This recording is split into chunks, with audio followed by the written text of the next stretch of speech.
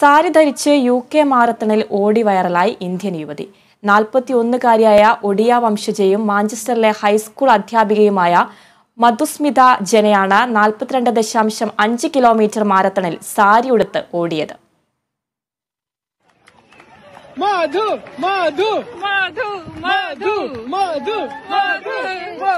Sports jersey ധരിച്ച ആളുകൾക്കിടയിൽ ജനയുടെ പരമ്പരാഗത സംബൽപുരി കൈത്തറി സാരിയുടുത്തുള്ള ഓട്ടം വൈറലായത് പെട്ടെന്നായിരുന്നു.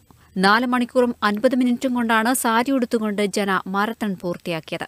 പട്ടുസാരി ധരിച്ച ആളുകൾ US ഓപ്പൺ കളിക്കുന്നതും ഇനി കാണാമെന്ന തരത്തിലുള്ള രസകരമായ കമന്റുകളും ട്വിറ്ററിൽ പ്രചരിക്കുന്നുണ്ട്.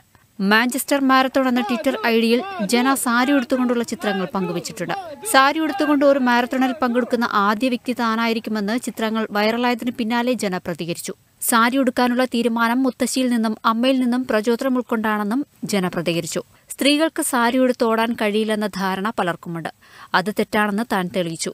UK-യിൽ പലപ്പോഴും താൻ സാരി തന്നെയാണ് ധരിക്കാറുള്ളതെന്നും ജന പറയുന്നു. News desk, Kerala vision news.